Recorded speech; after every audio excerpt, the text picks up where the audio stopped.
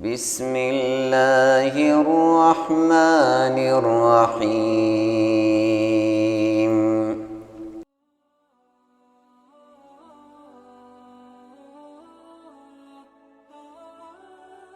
இந்த சம்பவத்துடைய முக்கியமான ஆள் யாருன்னு பாத்தீங்கன்னா அப்ரஹா வந்து நஜாஷிக்கு கீழே யமன் நாட்டுடைய ஆளுநரா இருந்தான். நஜாஷி யார் அப்படின்னு பாத்தீங்கன்னா சஹாபாக்களோட பயணம் மேற்கொண்டார் இல்லையா, அந்த நஜாஷி கிடையாது, அவருடைய தந்தை. இந்த நஜாஷி வந்து யமன் நாட்டுடைய சில பகுதிகளை வெற்றி கொண்டான். அதன் பிறகு அப்ரஹாவை அந்த நாட்டுடைய ஆளுநரா ஆகினான். இப்ப அப்ரஹா தான் யமன் நாட்டுடைய ஆளுநர். இப்ப அப்ரஹா வந்து அவனுடைய மக்களை பார்த்தான். அவங்க எல்லாம் வடக்க நோக்கி ஒரு திசையில போயிட்டு இருந்தாங்க. அவன் வந்து கேட்டான், நீங்களா எங்க போறீங்க அப்படின்ட்டு. அதற்கு அந்த மக்கள் வந்து நாங்கெல்லாம் ஹஜ் யாத்திரை செய்ய போறோம் அப்படின்னு சொன்னாங்க. அதற்கு அப்ரஹாம் வந்து அங்க என்ன இருக்கு, நீங்க ஏன் அங்க போறீங்க அப்படின்னு கேட்டான். அதற்கு அந்த மக்கள் வந்து அங்க அல்லாஹ்வுடைய வீடு இருக்கு அப்படின்னு சொன்னாங்க. அதுக்கு அப்ரஹாம் என்ன சொன்னா அப்படின்னா, நான் வந்து உங்களுக்கு ஒரு பெரிய வீட்டை கட்ட போறேன், அது வந்து உங்களோட வீட்டோட பெருசா இருக்கும், நீங்க வந்து ஹஜ் இங்க வந்து செஞ்சுக்கலாம் அப்படின்னு சொல்லிட்டு ஒரு மிகப்பெரிய ஒரு தேவாலயத்தை கட்டினான். ஏன் அப்படின்னா ஒரு கிறிஸ்துவன். அந்த தேவாலயத்தை அவன் வந்து கண்ணாடியை வச்சு கட்டியிருக்கான். நீங்க கற்பனை செஞ்சு பாருங்க, அரபியால அங்க இருந்த வசதிகளை வச்சு அவன் பண்ணியிருக்கான். அவன் எதிர்பார்த்தது என்ன அப்படின்னா, அரபிய தீபகற்பத்திலேயே அந்த தேவாலயம் தான்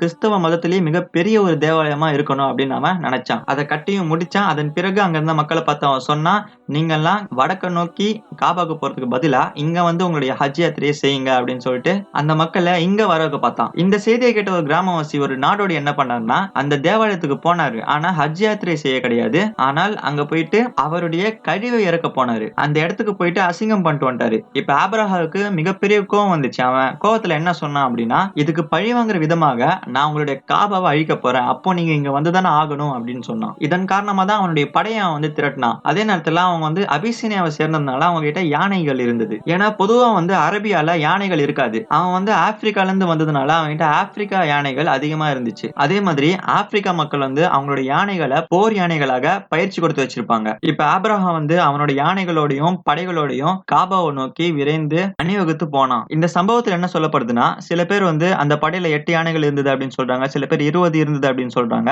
அதுல தலைமையான யானை ஒண்ணு இருந்தது, அதுக்கு பேர் வந்து மஹ்மூத். அதே மாதிரி குறைஷிகள் அந்த படையை பார்த்த உடனே அந்த இடத்தை விட்டு விலகிக்கிட்டாங்க. வெறும்னே துவாக்கள் மட்டும் அதிகமா பண்ணாங்க அப்படின்னு சொல்லப்படுது. அதனால நீங்களே இதை பாத்துக்கோங்க அப்படின்னு சொல்லிட்டு மலைகளை நோக்கி அந்த இடத்தை விட்டு அவங்க விலகிக்கிட்டாங்க, குறைஷிகள் விலகிக்கிட்டாங்க.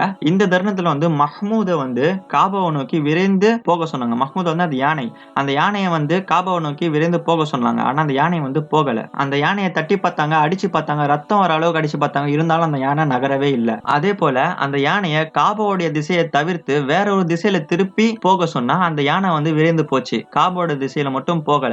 அந்த தருணத்துலதான் அல்லாஹ் வந்து பறவைகளை அனுப்புனான். அர்சல்னா அலைஹிம் தொய்ரன் அபாபில் தர்மீஹிம் பிஹ்ஜாரத்தின் மின் சிஜ்ஜீல். அந்த பறவைகள் நரகத்துடைய கற்களை அவங்க மேல தூக்கி எறியுது. அப்படி எரியப்படும் போது அதை அவங்க பாக்குறாங்க. கற்பனை செஞ்சு பாருங்க, நரகத்துடைய கற்கள் இந்த உலகத்துல, கற்கள் ஒரு மனிதன் மேல பட்டா அந்த மனிதன் வந்து கரைய ஆரம்பிச்சிடறான், உருக ஆரம்பிச்சிடறான். அவனுடைய சதைகள்லாம் உருகி அவன் வந்து துண்டு துண்டா ஆயிடுறான். அதை வந்து குறைஷிகள் பார்த்துட்டு இருக்காங்க, அவங்களுடைய கண்களால பாக்குறாங்க. இன்னும் சொல்லப்படுது, அப்ரஹாவே இதனால பாதிக்கப்பட்டான். அவனை வந்து மக்கள் எடுத்துட்டு போகும்போது வழியெல்லாம் அவனுடைய சதைகள்லாம் உருகி வலிஞ்சிட்டு இருந்தது. அவன் வந்து யமனுக்கு போறதுக்கு முன்னாடியே அவன் வந்து இறந்துருவான் வழியிலேயே. அல்லாஹ்வுடைய மிகப்பெரிய தண்டனைக்கு அவன் வந்து ஆளாகப்பட்டான். அதே நேரத்துல அவனை வந்து அங்கேயே இறந்து அங்கேயே அவனை புதைச்சிட்டாங்க. இதுல நீங்க ஒண்ணு கவனிக்கணும், இது வந்து மறைமுகமா இருக்கக்கூடிய ஒரு நியாயம். அல்லாஹ் வந்து ஹரம் பகுதியை பாதுகாத்தான். ஹரம் பகுதியில அந்த நேரத்துல யார் வாழ்ந்துட்டு இருந்தா தெரியுமா? ஆமினா, முஹம்மது ஸல்லல்லாஹு அலைஹி வஸல்லம் உடைய அம்மா. அந்த தருணத்துல வந்து அவங்க கர்ப்பமா இருந்திருக்கணும். ஏன் அப்படின்னா இந்த சம்பவத்துக்கு சில மாதங்கள் பிறகுதான் நபி ஸல்லல்லாஹு அலைஹி வஸல்லம் பிறந்தாங்க. எனவே இதோடைய அர்த்தம் உங்களுக்கு புரியுதா? இந்த யானை சம்பவம் நடக்கும்போது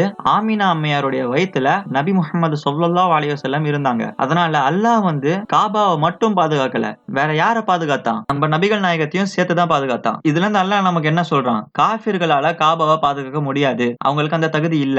அதனாலதான் யாரெல்லாம் காபாவை அழிக்க பார்த்தாங்களோ அல்லாஹ் அவங்களை அடிச்சான். காரணம் என்ன? குறைஷிகளுக்கு காபாவை பாதுகாக்க தகுதி இல்லை, அவர்களுக்கு பதிலாக வேறொருவர் காபாவை பாதுகாப்பார், அவருக்கே அந்த தகுதி உள்ளது. அவர் யார்? முஹம்மது ஸல்லல்லாஹு அலைஹி வஸல்லம். அவர்தான் காபால உள்ள சிலைகள் எல்லாம் அகற்றி சுத்தப்படுத்தினாரு. அவர்தான் காபாவை கிப்லா ஆக்குனாரு. இப்ராஹிம் அலைஹிஸ்ஸலாம் காபாவை கட்டும்போது அதற்கு எவ்வளவு மதிப்பு இருந்ததோ அந்த மதிப்பை நபி ஸல்லல்லாஹு அலைஹி வஸல்லம் தான் மீட்டெடுத்தாரு.